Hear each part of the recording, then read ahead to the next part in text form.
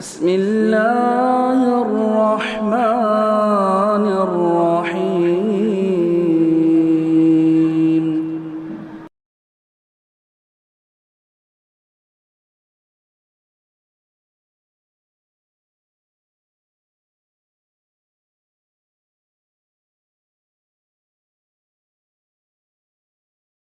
السلام علیکم ورحمۃ اللہ وبرکاتہ۔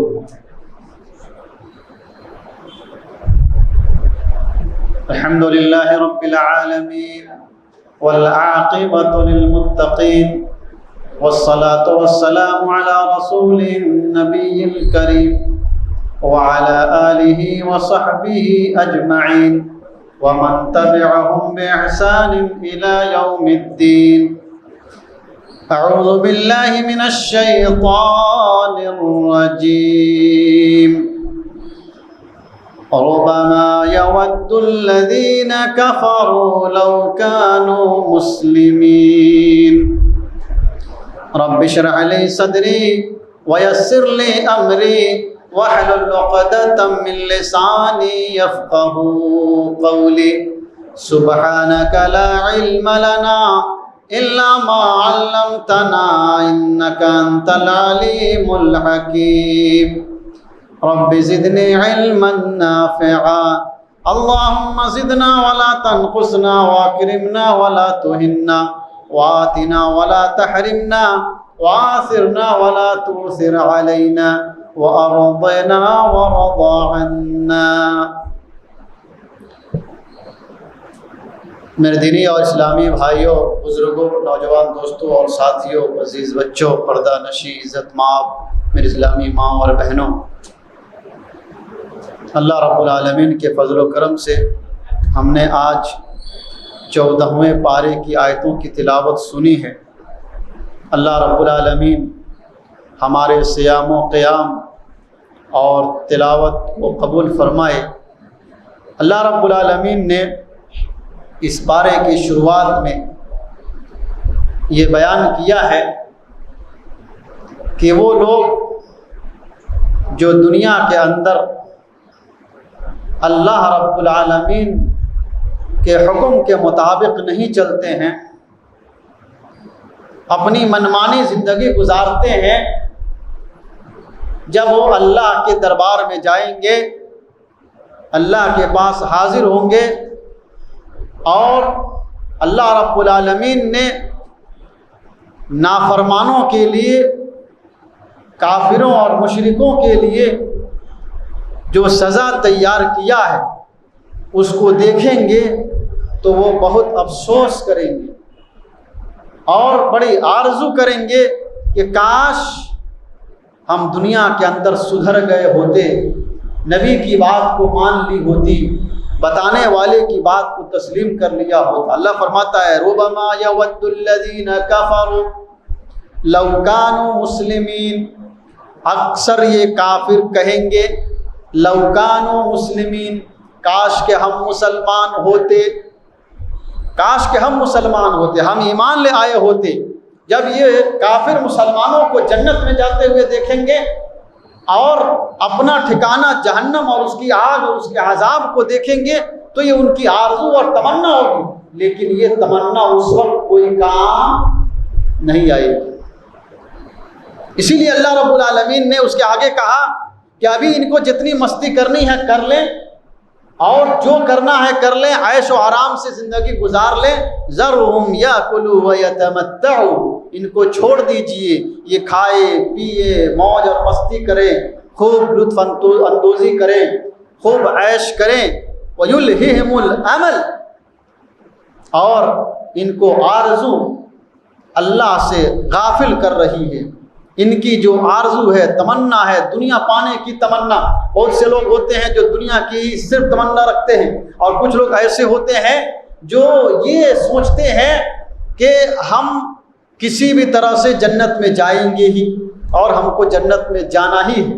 اللہ نے کہا کہ یہ محض آرزویں ہیں، فسوف یعلمون، جب یہ اللہ کے دربار میں جائیں گے اور اللہ کے حکم کے مطابق انہوں نے زندگی نہیں گزاری، عیش پرستی اور عیش کوشی میں انہوں نے زندگی گزاری ہے، اللہ کے پاس جائیں گے، بے فکر ہو کر کے ابھی رہ رہے ہیں، جب قیامت کے دن اللہ کے پاس حاضر ہوں گے تب ان کو سمجھ میں آئے گا کہ ان کی کتنی بڑی بدبختی ہے اور کتنی بڑی بدنصیبی ہے کہ اللہ نے ان کو جو موقع دیا تھا اس موقع سے انہوں نے فائدہ نہیں اٹھایا۔ ابھی جو کرنا ہے کر لے، فَسَوْفَ يَعْلَمُونَ، جب وہ ہمارے پاس آئیں گے تب ان کو حقیقت کا اندازہ ہوگا اور تب ان کو سچائی معلوم ہوگی۔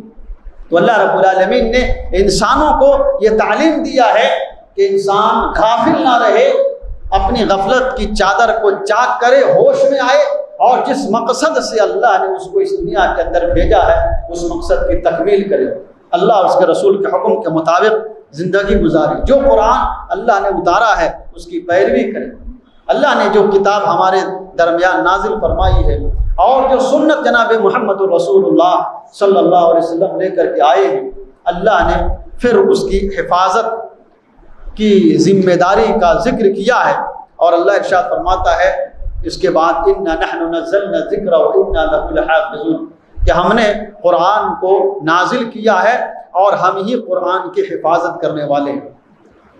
اللہ رب العالمین نے جس وقت قرآن کریم کو نازل کیا اسی وقت سے اس کی حفاظت کرنا شروع کر دیا۔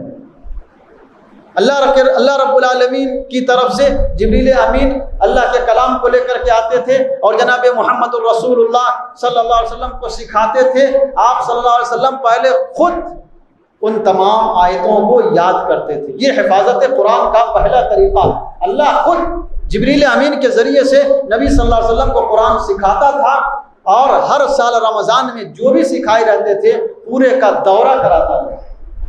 پھر نبی صلی اللہ علیہ وسلم صحابہ کرام کو بتلاتے، صحابہ کرام اس کو یاد کرتے، جو سنتا اس کو اپنے سینے کے اندر محفوظ کر لیتا۔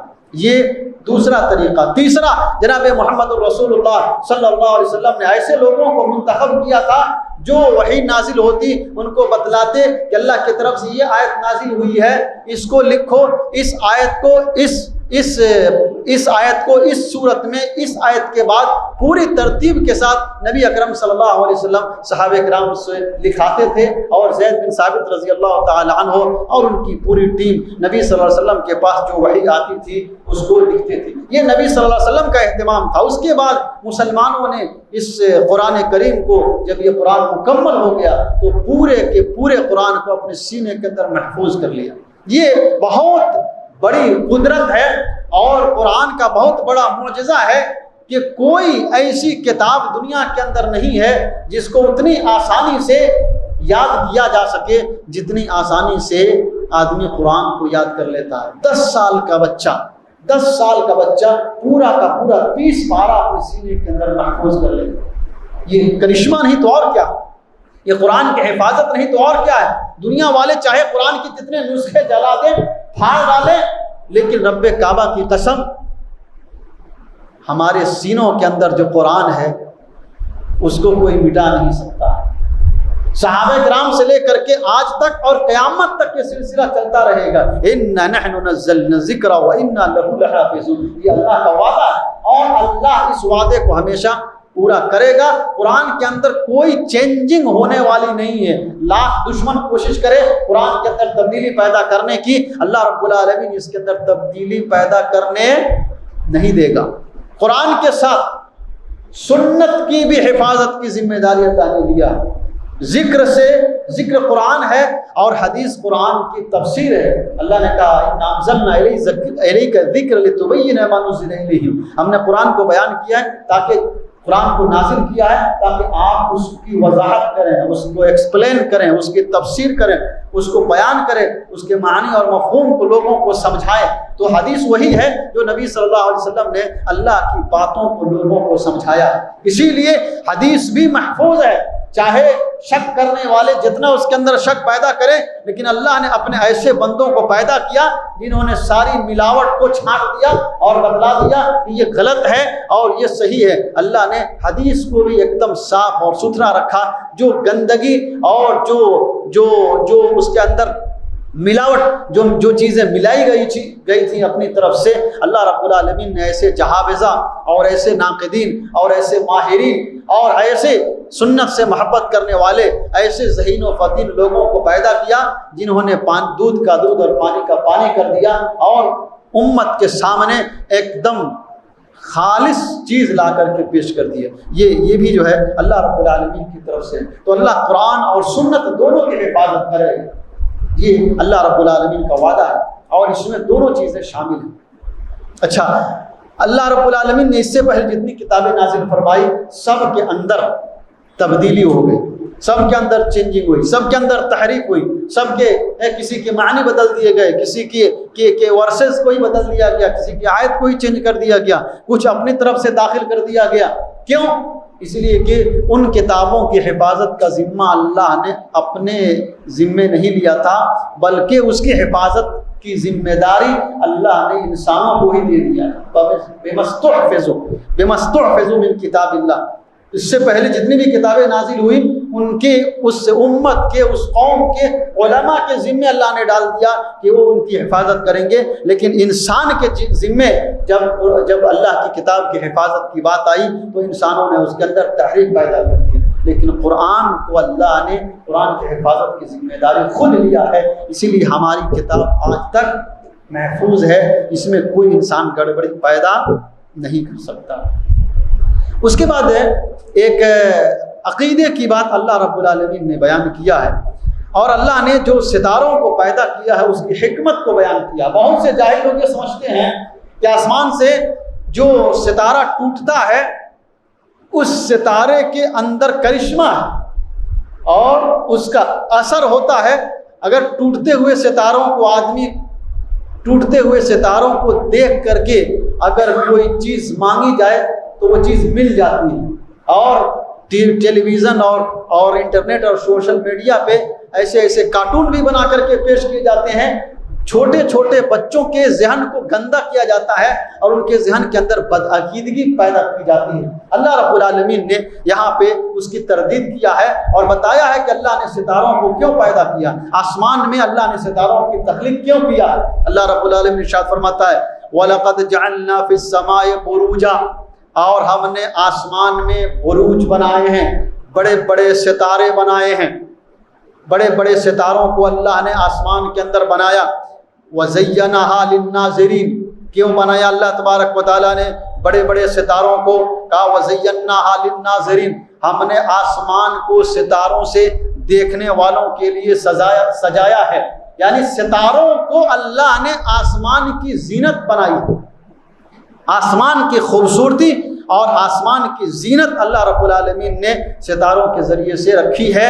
یہ ستاروں کے ذریعے سے آسمان کو اللہ نے ستایا ہے، ایک حکمت یہ ہے۔ اور دوسری حکمت اللہ نے کہا وَحَفِظْنَاهَا مِن كُلِّ شَيْطَانٍ رَجِيمٍ، مِن كُلِّ شَيْطَانٍ رَجِيمٍ، اور ہم انہی ستاروں کے ذریعے سے اللہ کی جو بات ہوتی ہے یا آسمان کی حفاظت کرتے ہیں شیطان رجیم سے۔ کیسے؟ نبی صلی اللہ علیہ وسلم نے اس کی ایک بات ایک حدیث بیان کی ہے، صحیح بخاری کی روایت ہے، حدیث نہیں پڑھوں گا۔ اللہ کے نبی صلی اللہ علیہ وسلم فرماتے ہیں کہ جب اللہ تعالیٰ کوئی فیصلہ کرنا ہوتا ہے تو جبریل امین کو بلاتا ہے اور جبریل کو کہتا ہے کہ میں نے یہ فیصلہ کیا ہے، تم جا کر کے پورے آسمان والوں کے درمیان اعلان کر دو۔ جبریل امین جب اللہ تعالیٰ فیصلہ کرنے کے لیے بلاتا ہے تو عجیب القسم کی آواز ہوتی ہے، سارے فرشتے بے ہوش رہتے ہیں۔ حضرت جبریل امین ان کے پاس آتے ہیں اور ان کو بتلاتے ہیں کہ تیرے رب نے یہ فیصلہ کیا ہے، اور اس کے بعد والے دوسرے کو، پھر تیسرے کو، اس طرح سے فرشتے ایک دوسرے کو جب یہ باتیں بتلاتے ہیں تو انہی باتوں کو سننے کے لیے شیطان ایک دوسرے پہ چڑھ کر کے آسمان کے قریب پہنچتا ہے اور چپکے سے سننا چاہتا ہے۔ الا من استرق السمع، چپکے سے، چوری سے، یہ چور ہے شیطان، چوری کرنے جاتا ہے اللہ کی باتوں کو۔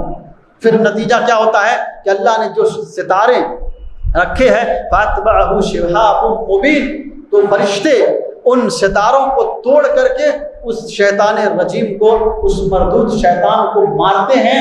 بہت سارے شیطان ہلاک اور برباد ہو جاتے ہیں، بہت سارے پاگل ہو جاتے ہیں، کوئی اکا دکا بچ جاتا ہے، اور ایک کوئی بات اس سے سنائی دی جاتی ہے، سن لیتا ہے تو اس ایک بات کو اس دنیا کے اندر لاتا ہے اور ایک بات میں 99 جھوٹ کو ملا کر کے نجومیوں اور کاہنوں اور سادھو سنتوں اور صوفیوں کو بتلا دیتا ہے، اپنے جو ہے یعنی اپنے لوگوں کو جو ان کی باتوں کو مانتے ہیں، ایسے گرو گھنٹال لوگوں کو وہ 99 جھوٹ ملا کر کے بتلا دیتا ہے، اس میں سے کوئی بات سچ ہو جاتی ہے جو اللہ کی ہوتی ہے، اور 99 باتیں اللہ کے رسول فرماتے ہیں کہ 99 باتیں اس کی یہ جھوٹی ثابت ہوتی ہے۔ ایک بات ثابت ہو جاتی صحیح تو لوگ اسی کو پکڑ لیتے ہیں، لیکن 99 جھوٹ جو غلط ہوتا ہے اس کی طرف لوگ دھیان نہیں دیتے ہیں۔ تو اللہ نے کہا کہ جب یہ سننے کے لیے جاتے ہیں اللہ کی باتوں کو، تو اللہ کے فرشتے ان شیطانوں کو شہاب ثاقب سے، اس شعلہ مارتے ہوئے ستارے سے ان کو مارتے ہیں اور ان کو ہلاک و برباد کرتے ہیں۔ تو یہ دوسری حکمت ہے ستاروں کو جو ہے پیدا کرنے کی۔ اور تیسری حکمت حدیث کے اندر بیان کی گئی ہے کہ لوگ سفر کرتے ہیں، جس وقت بجلیاں نہیں تھی، لائٹیں نہیں تھی، یا ایسی جگہ جہاں پہ بجلی نہیں ہو، تو اللہ نے ستاروں کو یہ بجلی کا کام دینے کے لیے پیدا کیا۔ علامات یہتدی بہا، ان کے ذریعے سے راستے کی رہنمائی ملتی ہے، راستہ نظر آتا ہے، ایسی ان ستاروں کی روشنی سے۔ یہ تیسری علامت جو حدیث کے اندر بیان کی گئی ہے۔ تو یہ مقصد ہے ستاروں کی تخلیق کا، اور کوئی مقصد نہیں ہے۔ ستاروں کے اندر کوئی اثر نہیں ہوتا ہے، ان کے اندر کوئی طاقت نہیں ہوتی ہے۔ اگر کوئی آدمی یہ سوچتا ہے کہ فلاں ستارے کے اندر یہ قدرت ہے، فلاں ستارے کے اندر یہ اثر ہے، تو اس کا ایمان خطرے میں، اس کا ایمان خطرے میں۔ صحیح روایت ہے حضرت زید بن خالد الجوہنی رضی اللہ تعالیٰ عنہ کی روایت یاد آ گئی، حدیث تو بیان کر دیتا ہوں۔ اللہ کے رسول صلی اللہ علیہ وسلم ایک مرتبہ صلی النبی صلی اللہ علیہ وسلم الناس بصلاۃ الفجر، نبی صلی اللہ علیہ وسلم نے فجر کی نماز پڑھائی اور سلام پھیر کر کے جب واپس لوگوں کی طرف منہ پھیرا، لوگوں کی طرف رخ کیا، سلام پھیرنے کے بعد رخ کرنا چاہیے، رخ کیا مصلیوں کی طرف، تو اللہ کے رسول صلی اللہ علیہ وسلم نے کہا کہ آج رات اللہ کے کچھ بندے مومن رہے اور کچھ بندے کافر ہو گئے۔ صحابہ کرام نے پوچھا کیوں؟ کہا کہ یہ جو بارش نازل ہوئی ہے، اگر کسی کا یہ عقیدہ ہے کہ فلاں ستارے کی وجہ سے بارش ہوئی ہے، مطرنا بہنا ہوئے قیدا ہوا قیدا، فلاں ستارے کی وجہ سے برسات ہوئی ہے، تو گویا کہ اس نے میرے ساتھ کفر کیا اور ستاروں کے اوپر ایمان لایا۔ فَهُوَ كَافِرٌ بِي وَمُؤْمِنٌ بِالْكَوَاكِبِ، اس نے ستاروں کے اوپر ایمان رکھا اور میرا انکار کیا، اور جس نے کہا کہ اللہ کی رحمت سے بارش ہوئی ہے، اس نے میرے اوپر ایمان لایا۔ اس کا مطلب یہ ہے کہ ستارے، اگر کوئی آدمی یہ سوچتا ہے، جیسے لوگوں کا عقیدہ ہے کہ ہتھیا ہے، یہ فلاں ستارہ ہے، اس کی وجہ سے بارش ہوتی ہے فلاں وقت میں، اللہ کے رسول صلی اللہ علیہ وسلم کی حدیث پاک بتلا رہی ہے کہ ایسا عقیدہ رکھنا کفر ہے، ایسا عقیدہ رکھنا غلط ہے۔ ستاروں کے اندر کوئی شکتی نہیں ہوتی، کوئی اثر نہیں ہوتا۔ اس کو اللہ تبارک و تعالیٰ نے بیان فرمایا والارض مددناها، اور ہم نے زمین کو پھیلا دیا، والقینا فیہا رواسیا، اور ہم نے اس میں پہاڑوں کو گاڑ دیا، وانبتنا فیہا من کل شیء موزون، اور ہم نے ہر ایک چیز کو اس میں وزن کے ساتھ رکھا، یعنی ہر ایک چیز کنٹرول میں ہے۔ اللہ نے بتایا اپنی قدرت کو۔ اگر اللہ زمین کے اندر پہاڑوں کو نہیں گاڑتا تو ہم جو زمین پر آسانی کے ساتھ چلتے ہیں، ہم چل نہیں پاتے، وہ حرکت کرتی، ہلنے لگتی، پھر ہم جو ہے نہ صحیح سے چل سکتے، نہ کھڑے ہو سکتے، نہ گھر بنا سکتے۔ تو اللہ نے یہاں پر یہ حکمت بتائی ہے پہاڑوں کی پیدائش کا۔ اور دیکھیے اللہ نے جتنی بھی چیزیں بنائی ہے سب اپنے حد میں، کوئی اپنی حد کو پار نہیں کرتا، یہ اللہ کا نظام اور سسٹم۔ سورج کو جس حد میں رکھا وہ اپنے حد میں رہتا ہے، چاند کو جس حد میں رکھا وہ اپنے حد میں رہتا ہے، کائنات کی ہر چیز، پہاڑ ہے، کائنات کی اور دوسری چیزیں ہیں، جن جن چیزوں کو جس کام پہ اللہ نے لگایا ہے اور جس جگہ پہ رکھا ہے وہ اپنے حد سے تجاوز نہیں کرتے۔ اس کا مطلب ہے کہ ان سب چیزوں کا کوئی کنٹرول کرنے والا ہے، اور اس کا کنٹرولر صرف اور صرف اللہ تعالیٰ ہے، جیسا کہ اللہ نے اس آیت کے اندر بتایا وَأَنبَتْنَا فِيهَا مِن كُلِّ شَيْءٍ مَوْزُونٍ۔ تو یہ اللہ کی قدرت ہے اور اللہ کے کنٹرول میں ہے، اس وجہ سے کوئی ادھر سے ادھر نہیں ہوتا ہے۔ اگر اللہ کا کنٹرول نہیں ہوتا اور اللہ کی طاقت نہیں ہوتی تو پھر سورج اور چاند ایک دوسرے کے پیچھے نہیں آتے، آگے پیچھے ہو جاتے، پہل کرنے لگتے۔ اللہ نے اس کی قدرت کو بیان کیا ہے۔ اللہ کی ایک قدرت یہ بھی ہے کہ دیکھیے اللہ رب العالمین کس طرح سے بارش کو نازل کرتا ہے، بارش کیسے بناتا ہے، اللہ نے اس کا ذکر کیا۔ 1400 سال پہلے اللہ نے بتلایا کہ بادل کیسے بنتا ہے اور بارش بادل کے اندر کیسے چلی جاتی ہے، اور لاکھوں ٹن پانی آسمان کے فضاؤں میں کیسے تیرتے رہتے ہیں۔ 1400 سال پہلے اللہ رب العالمین نے اس کو بیان کیا ہے، اور اس اللہ کے بیان کرنے کے، قرآن کے نازل ہونے کے 1000 کے بعد لوگوں کو یہ چیز سمجھ میں آئی اور یہ چیز معلوم ہوئی جو اللہ رب العالمین نے یہاں پر بیان کیا ہے۔ اللہ رب العالمین ارشاد فرماتا ہے وَأَرْسَلْنَا الرِّيَاحَ لَوَاقِحَ، اور ہم ہواؤں کو بھیجتے ہیں جو پانی سے بھرے ہوئے بادلوں کو لے کر کے اڑتی ہے، فَأَنزَلْنَا مِنَ السَّمَاءِ، اور آسمان سے ہم پانی برساتے ہیں، فَأَسْقَيْنَاكُمُوهُ، اور تمہیں ہم سیراب کرتے ہیں، وَمَا أَنْتُمْ لَهُ بِخَازِنِينَ، تم اس کو خزانہ میں رکھنے والے نہیں ہو، تم اس پانی کو روک نہیں سکتے ہو۔ کیا مطلب ہے؟ مفسرین نے لکھا ہے کہ اللہ رب العالمین سمندر سے، دیکھیے پانی نازل ہوتا ہے آسمان سے، پھر زمین کے اندر جاتا، سمندر کے اندر جمع ہوتا، پھر جب سورج کی روشنی پڑتی یہ بھاپ بن کر کے اوپر اٹھتا، جب بھاپ بن کر کے اوپر اٹھتا تو اس بھاپ کو یہ ہوا لے کر کے چلتی ہے، اس میں مانسون اور بارش کا مواد پیدا ہوتا ہے، پھر یہ ہوا بادلوں کی شکل میں لے کر کے اس کو پھرتی ہے، اور پھر ان بادلوں کو پانی سے، پہاڑوں جیسے پانی سے اس کے اندر بھر دیتی ہے، اور لاکھوں ٹن پانی اس بادل کے اندر جمع ہو جاتا ہے۔ یہ سب ہوا کرتی، ہوا اس کو لے کر کے پھرتی رہتی ہے، اور اس کی وجہ سے اس کے اندر اتنا پانی بھر جاتا ہے۔ جب پانی بادل کے اندر بھر جاتا ہے، کچھ بادل ٹھنڈا ہوتا ہے، کچھ گرم ہوتا ہے۔ جب ہوا بادل کو لے کر کے اڑتی ہے اور گرم اور ٹھنڈا بادل ایک دوسرے سے ٹکراتا ہے تو خوب موسلادھار بارش ہوتی ہے، اور اگر بادل ایک پانی والا ہو اور ایک پانی سے خالی ہو، بغیر پانی والا بادل ابھی ہوا لے کر کے پھر رہی ہے، جب وہ ٹکراتا ہے تو بجلی پیدا ہوتی ہے۔ تو یہ اللہ رب العالمین نے یہ ہوائیں چلاتا ہے، یہ ہوائیں اسی مقصد سے چلاتا ہے کہ یہ بادلوں کو لے کر کے ادھر سے ادھر پھرتی ہے، اور اللہ رب العالمین کی قدرت سے اس کے اندر پانی جمع ہوتا ہے، اور پھر اللہ رب العالمین اس بادل سے پانی کو برساتا ہے۔ یہ بہت بڑا نظام ہے اللہ رب العالمین کا، اور اللہ کی قدرت ہے جو ہم سب اپنی آنکھوں سے دیکھتے ہیں، اور سائنس نے بھی اس کو ثابت کیا ہے۔ تو اللہ رب العالمین اتنا عظیم ہے اور اتنا قدیر ہے، تو ہمیں چاہیے کہ ہم اللہ رب العالمین کے حکم کے مطابق زندگی گزاریں، اس اللہ کی قدرت پر ایمان رکھیں۔ اللہ نے جو یہ نشانیاں دیا، یہ سب نشانیاں اللہ کیوں بیان کرتا ہے؟ ہم سب اپنی آنکھوں سے دیکھتے ہیں، اللہ نے کیوں بیان کیا؟ لوگوں کو سمجھانے کے لیے، لوگوں کو بتانے کے لیے کہ اللہ رب العالمین کی قدرت کو سمجھو اور اللہ کی وحدانیت کا اقرار کرو۔ یہ ساری باتیں جو اللہ نے قرآن کریم کے اندر اتنی ساری ذکر کی ہیں، یہ صرف اسی مقصد سے کہ انسان ان کے اندر غور کرے، ان کے اندر سوچے، دماغ لگائے، اور پھر اللہ رب العالمین پر ایمان لائے، اور جب ایمان لائے گا اور نیک عمل کرے گا تو اللہ رب العالمین اس کو آخرت میں بہترین بدلہ عطا فرمائے گا۔ کیسا بدلہ دے گا؟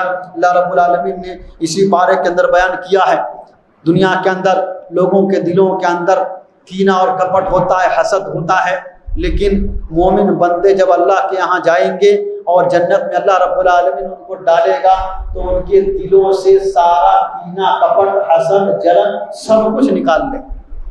اللہ رب العالمین ارشاد فرماتا ہے ان المتقین فی جنات وعیون، بے شک متقی لوگ باغوں میں ہوں گے، وعیون اور چشموں میں ہوں گے، چشمیں بہہ رہی ہوں گی، باغات ہوں گے ہر قسم کے۔ اللہ کہے گا ادخلوها بسلام آمنین، تم سلامتی کے ساتھ، امن کی حالت میں جنت کے اندر داخل ہو جاؤ۔ وَنَزَعْنَا مَا فِي صُدُورِهِم مِّن غِلٍّ، اللہ کہتا ہے کہ ہم جنت میں جانے سے پہلے ہر مومن کے دل سے کینہ اور کپٹ کو نکال دیں، کوئی کینہ کپٹ نہیں ہوگا، ایک دم سب کا دل پاک اور صاف ہو جائے گا۔ اللہ دل کو پاک اور صاف کر دے گا۔ کیسے پاک اور صاف کرے گا؟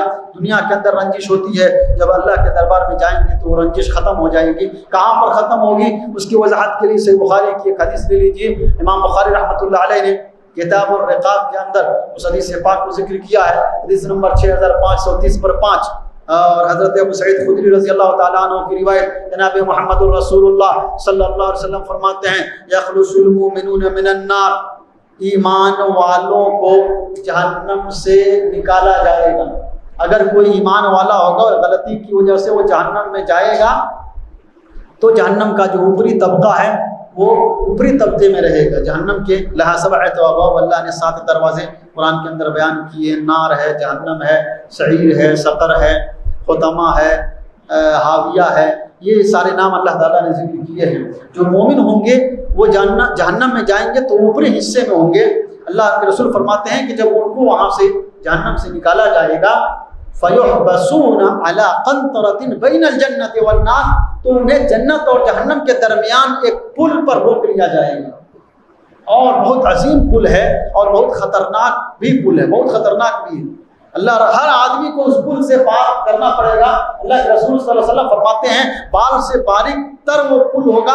کوئی آدمی اپنے عمل کی وجہ سے جیسا عمل ہوگا ویسے اس پل کو پار کرے گا. کوئی آدمی بجلی کی طرح نکل جائے گا، کوئی آدمی تیز ہوا کی طرح نکل جائے گا، کوئی آدمی گھوڑے کی طرح نکل جائے گا، گھوڑے کی تیزی کی طرح نکل جائے گا، کوئی آدمی چلتے ہوئے نکلے گا، کوئی آدمی چوتڑ کے بل گھسٹ گھسٹ کر نکلے گا، کوئی آدمی زخمی ہو کر کے نکلے گا. اللہ رسول فرماتے ہیں عمل کرو کیجئے، جتنا اچھا عمل ہوگا اتنے اچھے طریقے سے آپ اس پل صراط کو پار کر لیں گے. اور جن کا عمل اچھا نہیں ہوگا اس پل کو پار کرتے ہوئے زخمی ہوں گے اور وہ کٹ کٹ کر کے وہ جہنم کے اندر گرتے چلے جائیں گے. تو جب پل پر پہنچیں گے اللہ رب العالمین ان کو وہیں پر روک لے گا، اور ان کے بیچ میں اگر کسی قسم کی دنیا کے اندر کوتاہی ہوئی ہوگی، ظلم ہوا ہوگا، اللہ رب العالمین وہیں پر ان کا بدلہ دلائے گا.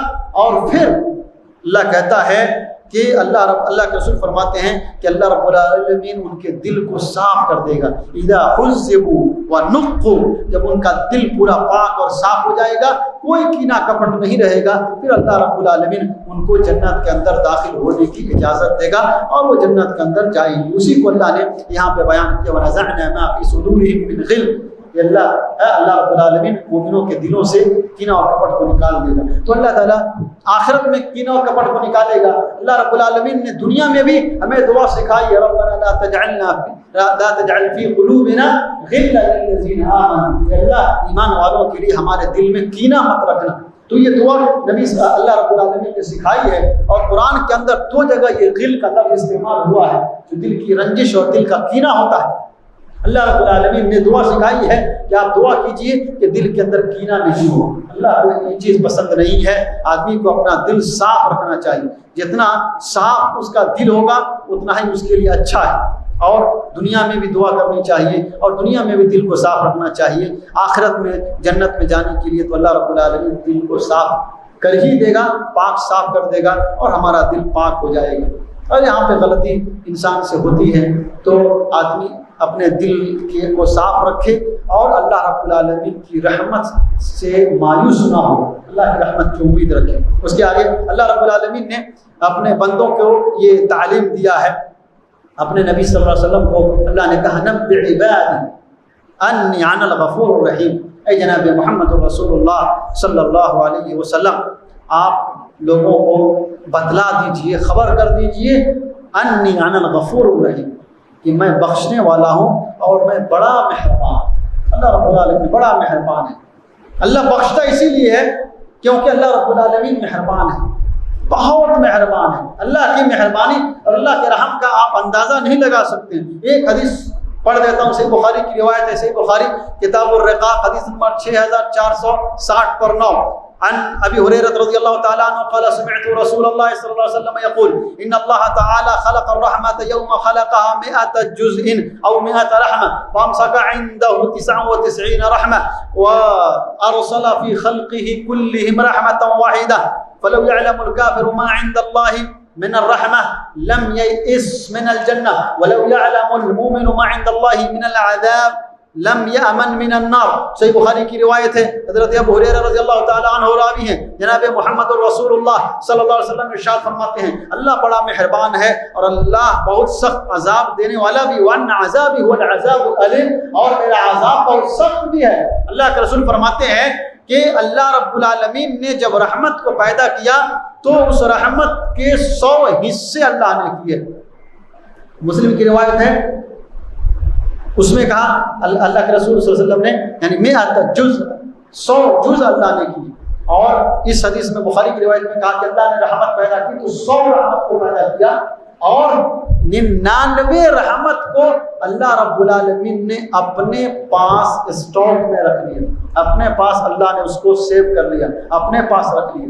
وَأَنزَلَهَا فِي خَلْقِهِ كُلِّهِمْ رَحْمَةً وَاحِدَةً، اور اللہ نے پوری مخلوق میں اپنی رحمت کا 1% حصہ اس دنیا کے اندر اتارا ہے، نازل کیا 1%۔ اللہ 1% کا نتیجہ دیکھیے، مسلم شریف کی روایت اس میں اللہ کے رسول صلی اللہ علیہ وسلم فرماتے ہیں کہ 1% رحمت کا یہ نتیجہ ہے کہ ایک چوپایا، ایک جانور بھی اپنے پر کو اپنے بچے سے ہٹا لیتا ہے کہ کہیں اس کے بچے کو تکلیف نہ ہو جائے۔ ایک پرندے کے بچے کو آپ چھین لیجئے، وہ پرندہ بھی تڑپ جاتا ہے۔ انسان کو دیکھ لیجئے، بچے کے لیے کتنا تڑپتا ہے، بچوں کے لیے، بھائیوں کے لیے، ماں کے لیے، باپ کے لیے، بیوی کے لیے، سب کے لیے اس کے دل کے اندر اتنی رحمت، چاہے چرند ہو، پرند ہو، درند ہو، کائنات کے اندر جتنی چیزیں ہیں سب چیزوں کے اندر اللہ رب العالمین نے رحمت ڈال رکھی۔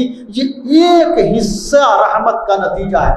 آج ایک حصہ رحمت کا نتیجہ ہے کہ آدمی اپنے بچوں سے اتنی محبت کرتا ہے کہ اللہ کے قانون کو توڑ دیتا ہے، اپنے بیوی سے اتنی محبت کرتا ہے کہ وہ اللہ کے قانون کو توڑ دیتا ہے۔ حالانکہ ایسا نہیں ہونا چاہیے، یہ ایک حصہ کا نتیجہ ہے۔ اب اندازہ لگائیے کہ اللہ نے جو اپنے پاس 99 حصہ رکھا ہے وہ اللہ کتنا بڑا مہربان ہوگا، اور یہ 99 حصہ کسے ملے گا؟ اللہ کے رسول فرماتے ہیں کہ یہ 99 حصہ رحمت کا اللہ رب العالمین اپنے مومن بندوں پر کل قیامت کے دن فرمائے گا۔ ایک رحمت کا یہ نتیجہ ہے کہ چاہے اللہ کے ساتھ شرک کرے، کفر کرے، گالی دے، اس کو بھی اللہ روزی دے رہا ہے۔ یہ اللہ کی رحمت ہے کہ نہیں؟ اگر اللہ کی رحمت نہ ہوتی تو دنیا کے اندر جتنے کافر ہیں سارے کے سارے بھوکے مر جاتے، لیکن اللہ کی رحمت دیکھیے کتنا اللہ مہربان ہے۔ آدمی اس کو گالی دیتا ہے پھر بھی اللہ اس کو روزی دیتا ہے۔ اتنا یہ ایک رحمت کا یہ نتیجہ ہے۔ اللہ نے جو 99 رحمت اپنے بندوں کے لیے رکھی ہے، کل قیامت کے دن اپنے مومن بندوں کے اوپر اس رحمت کو اس رحمت کا معاملہ کرے گا تو کتنی بڑی خوشخبری ہوگی، اور کتنا بڑا وہ مقام ہوگا، اور مومن کا کتنا بڑا مقام ہوگا جب اللہ رب العالمین اس 99 رحمت کے ذریعے سے اس کے اوپر کرم فرمائے گا۔ اللہ کے رسول فرماتے ہیں کہ اگر کافر جان لے کہ اللہ کتنا مہربان ہے تو کافر بھی یہ سوچے گا کہ اسے جنت مل ہی جائے گی، اتنا بڑا اللہ مہربان ہے۔ اور اگر مومن یہ جان لے کہ اللہ رب العالمین کے پاس کتنی بڑی سزا ہے تو پھر وہ یہ کبھی سوچ ہی نہیں سکتا ہے کہ وہ جنت میں جائے گا۔ وہ سوچے گا کہ ہم جہنم میں ہی جانے والے ہیں جتنے ہم گناہ کیے۔ تو اللہ کا عذاب بھی ہے اور اللہ کی رحمت بھی ہے، تو اللہ کی رحمت کا سوال کرنا چاہیے اور اللہ کے عذاب سے آدمی کو پناہ مانگنا چاہیے۔ اللہ نے جو انسان کو یہ فرصت دیا ہے اس میں وہ اپنے رب کو راضی کر لے۔ اللہ نے جتنی اسے سہولت دیا ہے اور جتنی اسے طاقت دیا ہے اتنی عبادت کر کے اللہ کو خوش کر لے، یہی اس کے کام آئے گا اور کچھ کام آنے والا نہیں ہے۔ آخرت میں اللہ کے پاس وہ جائے گا، اللہ کے پاس جائے گا۔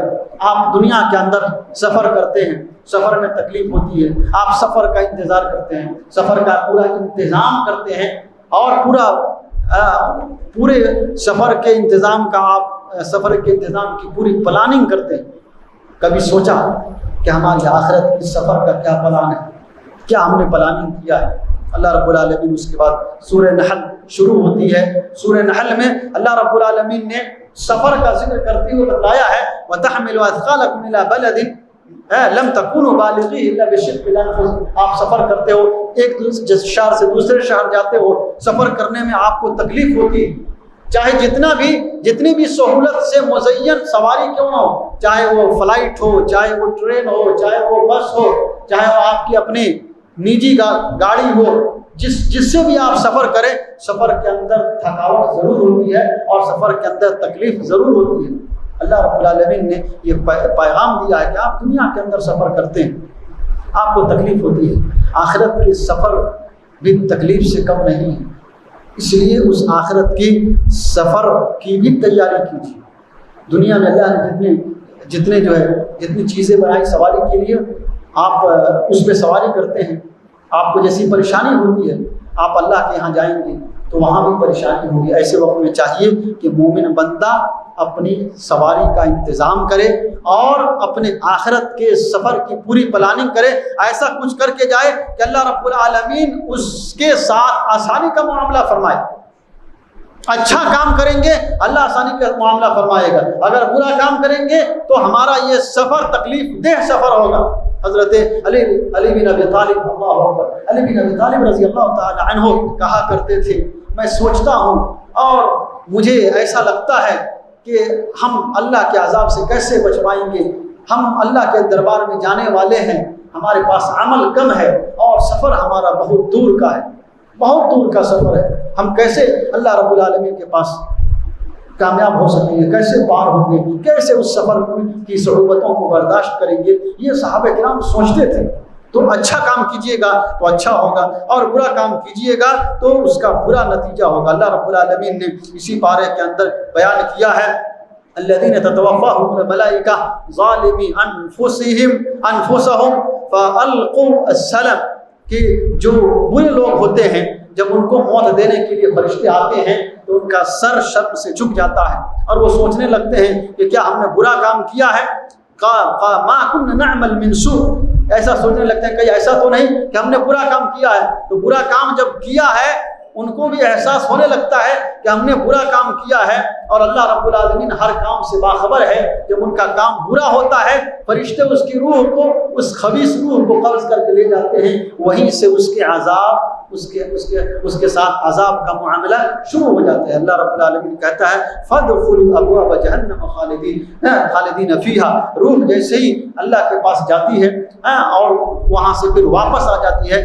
آسمان کے اندر جانے کی اجازت خبیث روحوں کو نہیں ملتی ہے۔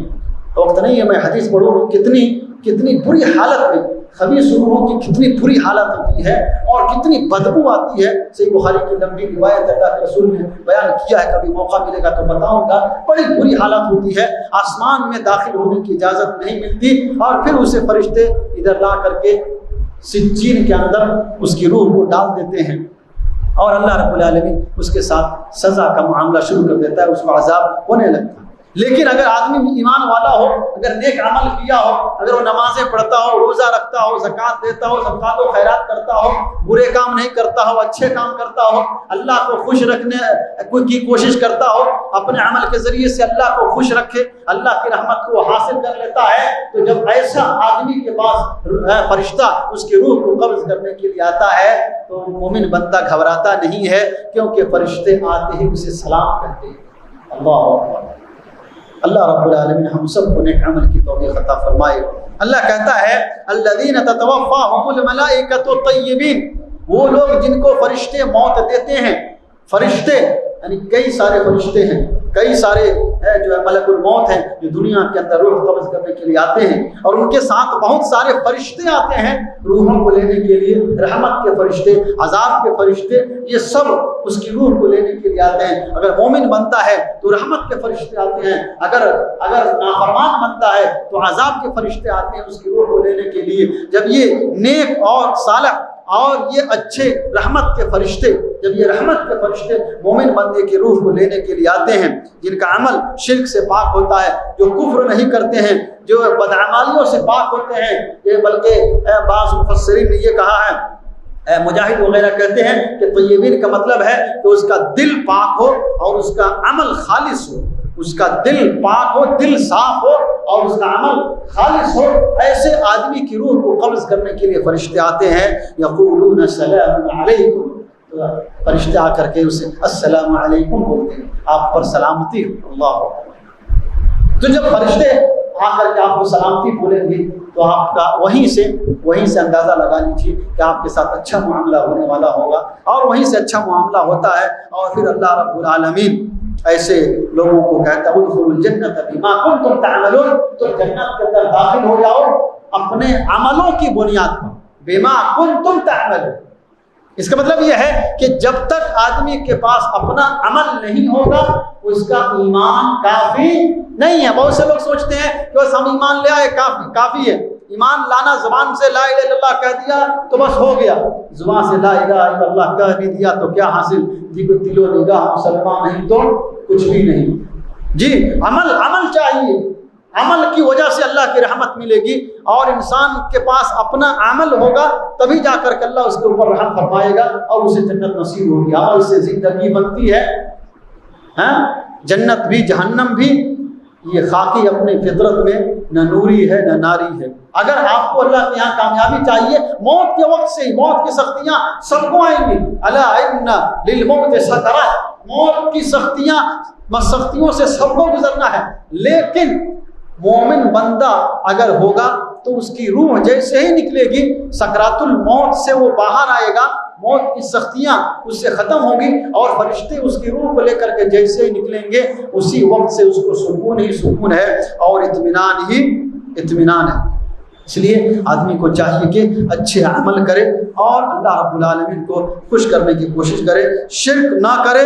اور اسی بارے کے اندر اللہ نے ایک بات یہ بھی بیان کیا ہے کہ اگر کسی مسئلے کے اندر کوئی پریشانی ہو تو آدمی کو چاہیے کہ وہ جاننے والوں سے پوچھے، جو کتاب اور سنت کے جانکار ہیں ان سے مسئلہ کو پوچھے۔ اچھا، اللہ رب العالمین نے اس بارے کے اندر دودھ کیسے بنتا ہے، دودھ جانور کے پیٹ میں کیسے بنتا ہے،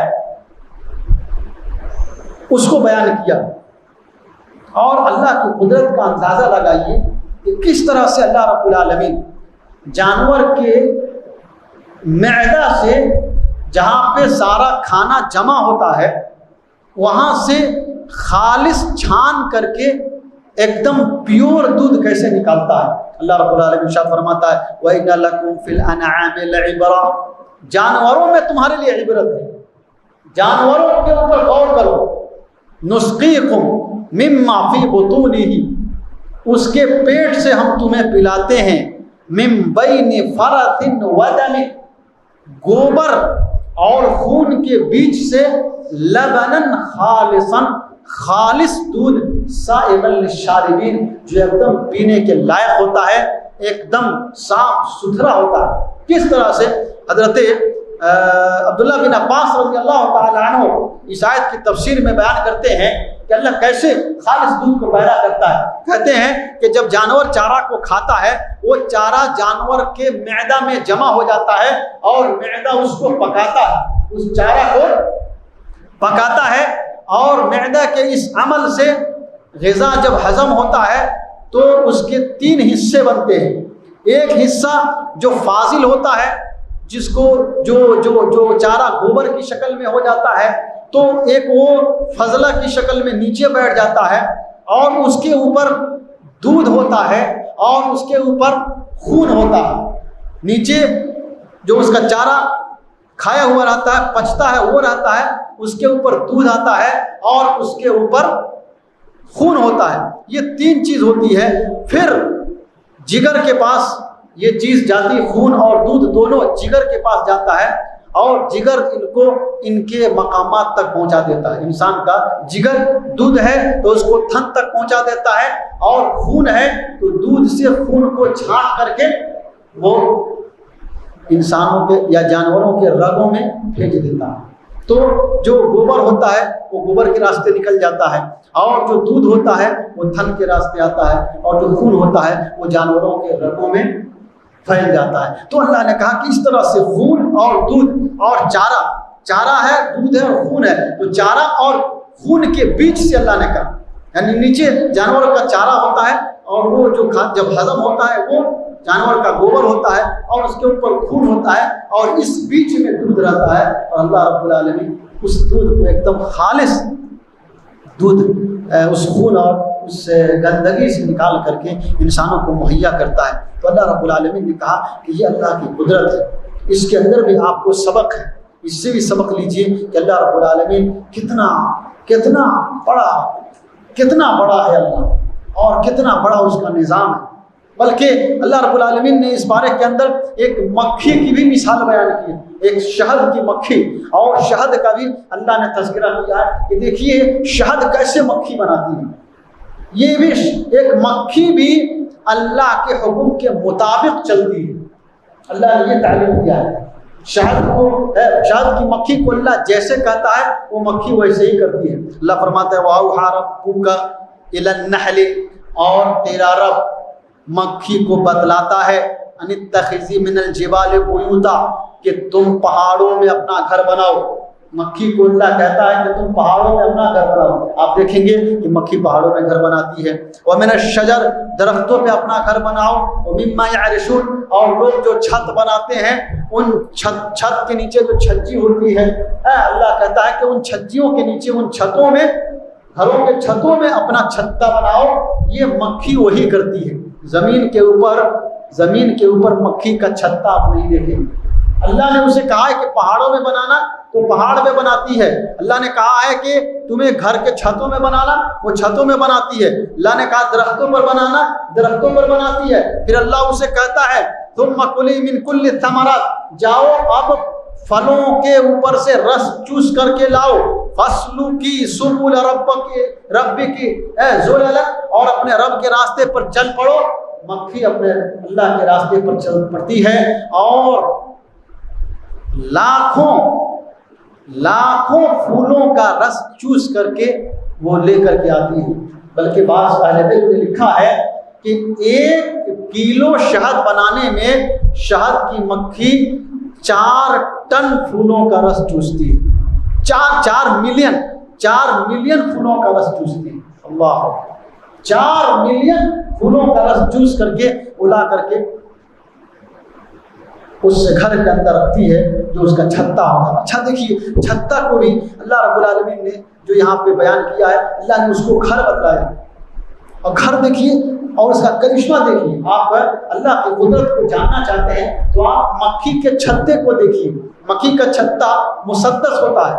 ایک دم ایسا لگتا ہے کہ کسی ماہر انجینئر نے جیومیٹری باکس اور جیومیٹری کے ماہر جاننے والے نے جیومیٹری کے ذریعے ایک دم برابر اس کے چھتے کے خانہ کو بنایا ہے. ایک دم برابر ہوتا ہے. ایک دھاگا ایک سوتا ادھر سے ادھر نہیں ہوتا ہے.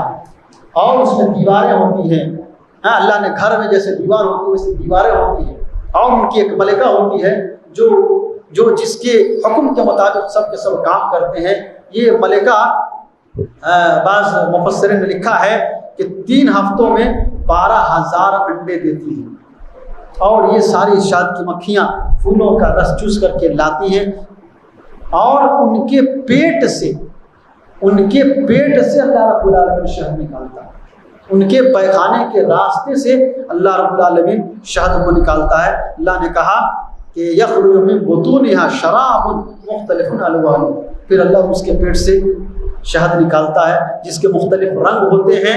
فیہ شفاء للناس جس میں لوگوں کے لیے شفا.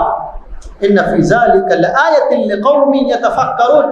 اس میں فکر کرنے والوں کے لیے نصیحت ہے. آپ سوچیے سوچنے والوں کے لیے غور کرنے والوں کے لیے نصیحت ہے. اللہ نے کہا کہ دیکھیے غور کیجیے کس طرح سے اللہ رب العالمین مکھی کو حکم دیتا ہے اور وہ شہد کو بناتی ہے. اور ایسا شہد جس میں اللہ نے شفا رکھی ہے.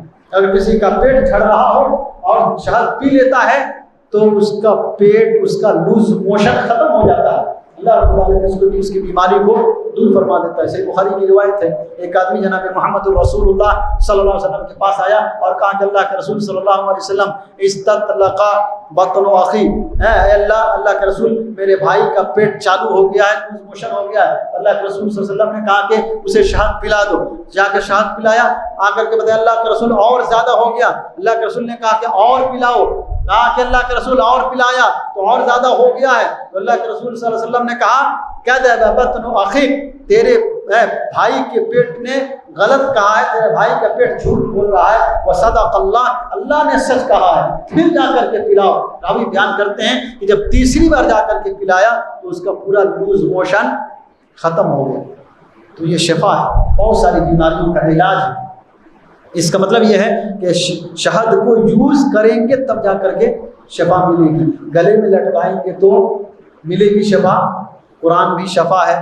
قرآن کو لوگ گلے میں لٹکاتے ہیں تو 1 کلو بوٹل شہد کا بھی لے کے لٹکائیے. اس کو بھی تو اللہ نے کہا شفا ہے. کوئی لٹکائے گا لٹکا کر کے گھومیے. گلی کے بچے آپ کے ساتھ کیا کرتے ہیں سمجھ میں آ جائے گا. جتنا اینٹا پتھر ہوگا سب آپ کے اوپر چلنے لگے گا کہ پاگل آ گیا. تو اللہ نے شہد میں شفا رکھی تو اس کو گلے میں نہیں لٹکاتے، اور اللہ نے قرآن میں شفا رکھی ہے تو اس کو گلے میں لٹکاتے ہیں۔ یہ کون سی بات ہے بھائی؟ یہ کون سی بے عقل کی بات ہے؟ اگر اللہ نے شفا رکھی ہے، شہد کھائیے گا تو شفا ملے گی، ویسے ہی قرآن پڑھیے گا تو شفا ملے گی، لٹکائیے گا تو شفا نہیں ملے گی۔ تو اللہ رب العالمین نے یہ بات بتائی ہے، آدمی یوز کرے۔ اور آخری بات اس بارے سے بتا کر کے بات ختم کر دیتا ہوں۔ اللہ کے رسول صلی اللہ علیہ وسلم، اللہ رب العالمین نے یہ حکم دیا، اللہ کا حکم ہے، ان اللہ یامر بالعدل، اللہ تعالیٰ تمہیں عدل کا حکم دیتا ہے۔ عدل کا کیا مطلب ہوتا ہے؟ عدل کا مطلب یہ ہوتا ہے کہ جو آدمی جس کا حقدار ہے وہ دے دیا جائے۔ مثال کے طور پہ آپ کا کوئی بھائی ہے، آپ سے 10,000 روپے کا حقدار ہے، یا اپنی پراپرٹی میں سے آدھے کا وہ حقدار ہے، آپ اس کا حق دے دیجئے پورا کا پورا، نہ آپ اس کا لیجئے نہ وہ آپ کا لے، ایک دم برابر برابر اس کا حق دے دیجئے، اس کو بولتے ہیں عدل۔ اور عدل کے بعد اللہ نے احسان کا ذکر کیا۔ احسان یہ ہے کہ آپ کا جو حق ہے، اگر آپ اپنے حق میں سے بھی کچھ باز جاتے ہیں، اپنے حق میں سے بھی کچھ دے دیتے ہیں، تو یہ احسان ہوتا ہے۔ اور اللہ رب العالمین اسی کا حکم دیا ہے، عدل کیجئے۔ اور اس سے بہتر ہے کہ آپ احسان کیجئے۔ اگر آپ کا بھائی کچھ آپ کے دینے سے خوش ہو جاتا ہے تو آپ اپنے حق میں سے کچھ دے دیجئے، یہ احسان ہے۔ اور احسان اللہ رب العالمین کو بہت پسند ہے، اتنا پسند ہے اگر آدمی احسان کرتا ہے۔ حدیث جبریل میں بھی بتلایا گیا احسان کیجیے، ہر ایک چیز کے اندر احسان بتلایا گیا۔ اسی پارے کے اخیر میں اللہ نے احسان کا اتنا بڑا انعام بتلایا۔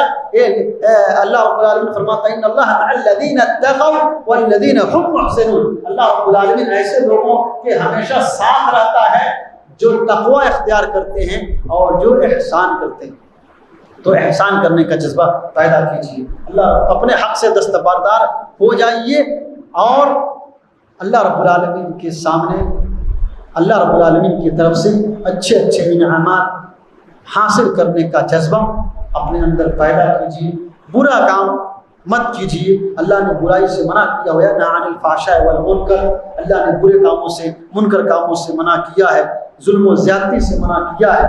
اللہ کی یہ نصیحت ہے، نصیحت حاصل کیجیے، اللہ رب العالمین کے حکم کے مطابق چلیے، اچھے عمل کیجیے۔ برے کام اگر ہوئے ہیں تو اللہ سے توبہ کیجیے، یہ توبہ اور استغفار کا مہینہ چل رہا ہے۔ اللہ رب العالمین ہم سب کو معاف فرمائے، ہمارے ہر چھوٹے بڑے عمل کو قبول فرمائے۔ اللہ رب العالمین ہماری غلطیوں کو، ہماری لغزشوں کو معاف فرمائے۔ اللہ رب العالمین ہمارے صیام و قیام کو قبول فرمائے۔ اللہ رب العالمین ہم میں سے جو بیمار ہیں انہیں شفاء کاملہ عاجلہ عطا فرمائے، جو قرض دار ہیں ان کے قرض کی ادائیگی عطا فرمائے۔ ہم جو اللہ کے راستے میں خرچ کریں اللہ ان سب کو قبول فرمائے۔ جو لوگ بھی اللہ کے راستے میں خرچ کر رہے ہیں، اللہ تیرے بندے جو بھی تیری رضا کے لیے، تیری خوشنودی کے لیے اور تیری جنت کو پانے کے لیے تیرے راستے میں خرچ کر رہے ہیں، تیری عبادت کر رہے ہیں، تیری خوشی کے لیے بھوک اور پیاس کی شدت کو برداشت کر رہے ہیں، اے اللہ ہمارے ان عملوں کے بدلے، اے اللہ تیرا وعدہ ہے کہ تو ہمارے عملوں کے بدلے اپنی رحمت ہمارے اوپر نازل فرمائے گا، اور اپنی رحمت سے ہمارے عملوں کی بنیاد پر اے اللہ تو جنت میں داخل کرے گا۔ اے اللہ تو ہم سب کو جنت الفردوس میں داخل فرما، اے اللہ ہم سب کو جنت الفردوس میں جگہ عطا فرما۔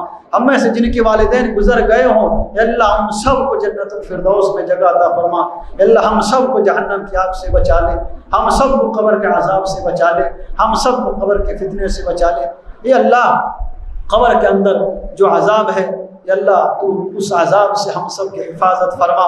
یا اللہ ہم میں سے جن کے والدین یا دونوں میں سے کوئی ایک اگر وہ قبر کے اندر ہوں، اللہ ان کی قبر میں عذاب ہو، اے اللہ تو اس کو اپنی رحمت سے بدل دے، اے اللہ ان کی قبر کو نور سے بھر دے، اللہ ان کی قبروں کی تاریکی اور اندھیرے کو دور کر دے۔ اے اللہ ہمارے ماں باپ کے اوپر ویسے ہی رحم فرما، اے اللہ جیسے ہمارے ماں باپ نے ہم کو بچپن میں پالا پوسا ہے، رب ارحمہما کما ربیانی صغیرا، رب ارحمہما کما ربیانی صغیرا، رب ارحمہما کما ربیانی صغیرا۔ اے اللہ ہم سب کو ہمارے ماں باپ کے ساتھ، ہمارے والدین کے ساتھ جنت الفردوس میں جگہ عطا فرما۔ تمام دنیا کے مسلمانوں کے حال پر ہم فرما، ہماری بہو بیٹیوں کی عزت و آبرو کی حفاظت فرما، اللہ ہمارے نوجوانوں کی حفاظت فرما، ہمارے ایمان کی حفاظت فرما۔ اے اللہ جو جیلوں کے اندر بند ہیں، اللہ ہمارے ان بھائیوں کی رہائی کا ذریعہ اور ان کی رہائی کی سبیل پیدا فرما۔ اللہ غیب سے تو ان کی مدد فرما، یا اللہ تو ہمیں جب تک زندہ رکھ اسلام اور ایمان پر زندہ رکھ، اور خاتمہ دے تو خاتمہ بالخیر عطا فرما، آمین یا رب العالمین۔ وآخر دعوانا الحمد للہ رب العالمین، وصلی اللہ علی نبینا محمد وعلی آلہ وصحبہ وسلم، والسلام علیکم ورحمۃ اللہ وبرکاتہ۔